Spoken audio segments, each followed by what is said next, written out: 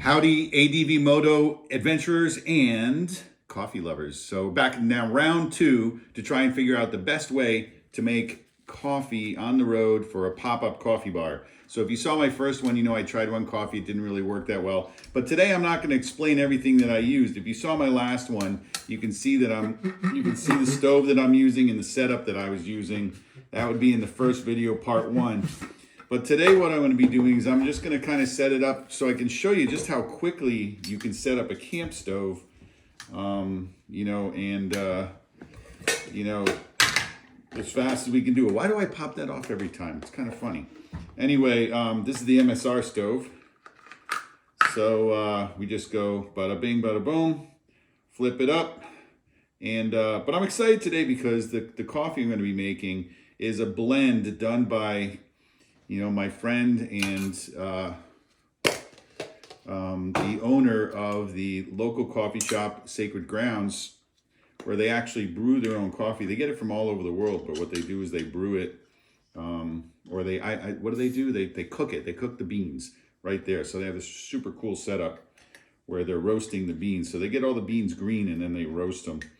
And so he can kind of like pick and choose his roasts. So this one that I'm doing is a blend that he's doing, and so I'm kind of excited about that. So let's crank it up. It's pretty simple. This is your stove setup.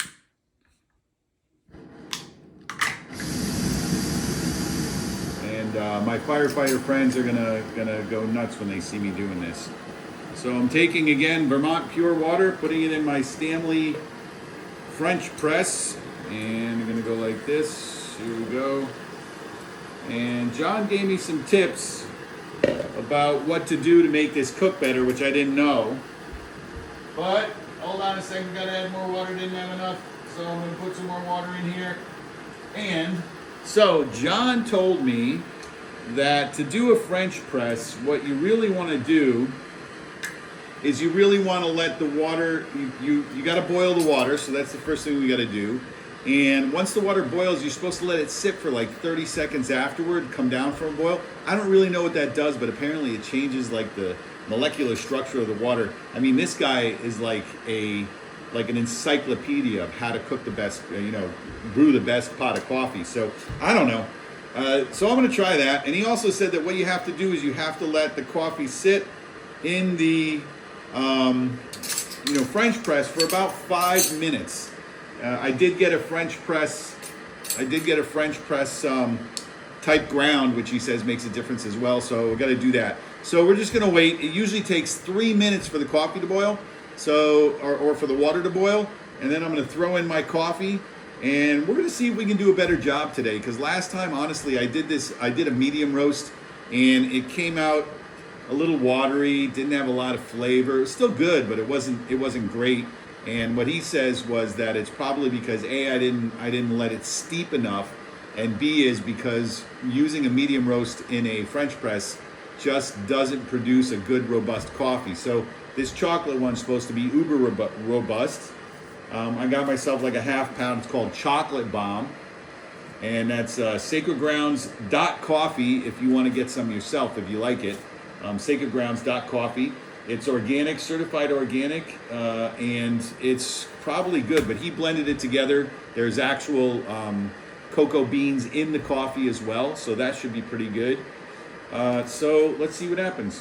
You can see how quick this is, to do, and I really love this stove because it's just so rapid, and unlike your jet boils, you're not going to burn stuff at the bottom because you can actually regulate your temperature. So, lastly, while this is boiling up, we'll take a look, make sure nothing bad is happening in there, is he let me borrow this book called The Healing Powers of Coffee by Cal Orey, and so that's what it looks like. And it's actually a really neat book because what it talks about is all the benefits of coffee.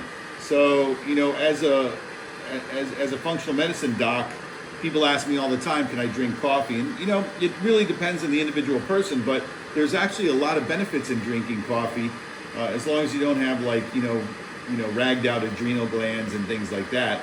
So everything from polyphenols, antioxidants, helping digestion. You can stop headaches. So it can help with things like that. There's all kinds of different types of, reduces cholesterol. It can just, give you a little bit of energy. Of course, we know it gives it energy. Look at me. And there's a lot of recipes in here. So this is a book he let me borrow, but it's kind of cool. I think that you might like it if you're a coffee drinker. So motorcycle riding and coffee or ADD riding and coffee kind of go together. They're to me, that's at GAT, all the gear all the time. Coffee is part of my essential gear that goes on my bike. The buddies that I bike with totally know this because they're like, Doc's getting cranky. We better get him a cup of coffee. So, yeah, so that's it. So let's wait till this boils, and then we'll see what we got going on. All right, I'll be back in just a couple minutes. And I'm back because in a little less than 3 minutes, I've got a rolling boil. Oh, Jesus, got a rolling boil going. And man, was that fast. So I'm going to take that off of here. I learned last time that you definitely need at-gat, all the gear all the time, because this gets hot. So I'm going to lift this off of here, put it down here. All right, I'm going to kind of rearrange everything. Man, this PocketRocket 2, that's the MSR PocketRocket 2. Phenomenal stove. Okay, so now we got this going. And I am going to let this sit for a minute because he said it's got to get to 200 degrees. And rolling boil was way more than that. All right, so let's take a look at our coffee now, see what we got. Hold on, let me smell. Oh, this smells even better than the other one. I mean, depends on what kind of coffee you like, but dang. It's got like a toasted almond kind of flavor to it, smell to it. And it's got a little bit of that kind of bitterness from the cocoa beans. Oh boy. All right. And French roast grind seems to be a lot rougher, a lot coarser than a regular, but that's okay. All right, so let's see. We're gonna do 5. 1, 2, 3, and 4, and 5. I'm gonna do 1 because he said it's supposed to be heaping, and I didn't heap last time, so I don't know. 5 heapings. Let's stir it in. All right. I love the colors of his coffees. I've never seen anything like this before. It's really neat. It's got like a chocolate bar like look to it. Super neat. All right. So now I'm going to do this. And again, I'm not going to bore you because we got to wait another 5 minutes. So I'm going to put the top on. And we're going to let this, let's see, I'll turn it this way. We're going to let this sit for 5 minutes this time, which I didn't do last time. So the clock says 5 minutes. So I will be back in 5 minutes. Okay, we're back. All right, before, I got 1 more minute on the coffee. So what I'm going to do is just show you how fast this thing breaks down. This MSR PocketRocket 2. Just unscrew it. And by the way, it's already cool. It was cool within like 2-3 minutes. So the nice part about that is when you want to get going, quickly in the morning, you don't have to wait for the stove to cool down. So that's really nice. And again, PocketRocket, teeny tiny PocketRocket 2 goes into its own container and is going to end up going inside of my coffee component, my coffee maker when I'm done. So that's all you got to do. And you can see it's super small. Here's your stove right here. So that's exciting in case you are interested. All right. Now, one of the problems I'm going to now, let me see here. All right. Next, it's time to press the coffee. So here's my press. Uh-oh. That means that time was up. So now it's time to press my coffee. So I'm going to take this. I think I'm going to give it 1 more stir. I wasn't prepared, so I forgot to bring all my stuff with me. All right, so let's give it 1 more stir. It's still hot. Smells good. So we'll see what happens. Okay, let's pitch that. Okay, and let's press. All right, here we go. Oh, okay. And it presses a lot easier since I waited this time as well. So I'm just gonna press this down. And if we did this right, it should be a nice cup of coffee. All right, so I got this. Now this is a lot darker than the last one, so I'm optimistic about this.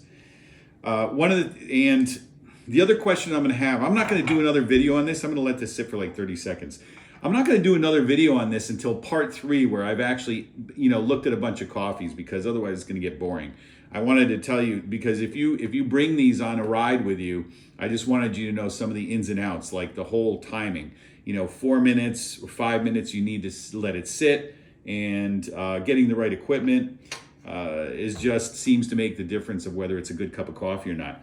Now, this is my $1 Happy Day flea market find, and I'm kind of curious as to like what cups to give the guys, because I think like stainless steel and silver, like the metal cups, make it taste different. So I don't know, maybe I'll just go and get a bunch of dollar mugs, and if they break, they break.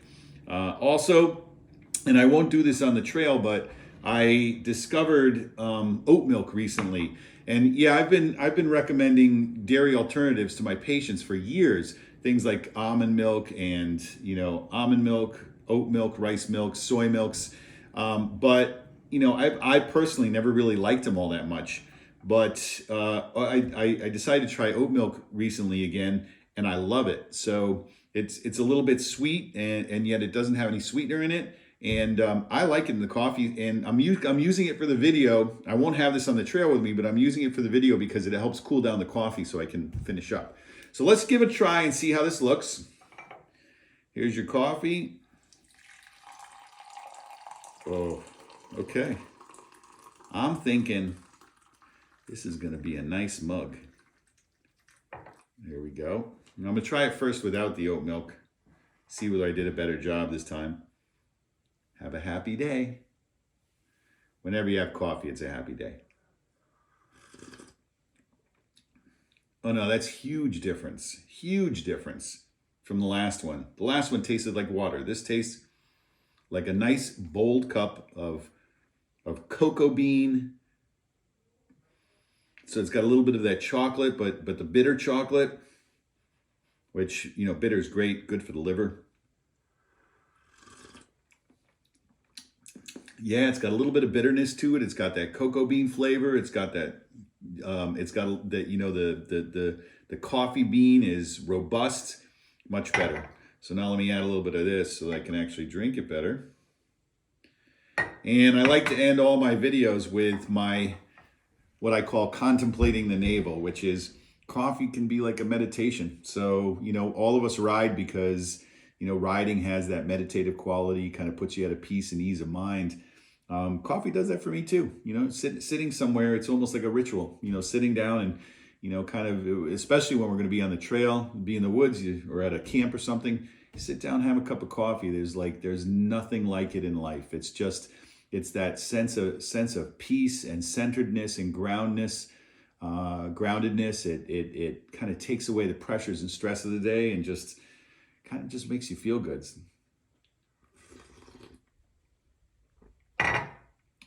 Yeah, that's good. So I'm going to highly recommend that. It's called Cocoa Bomb from sacredgrounds.coffee. All right, see you next time.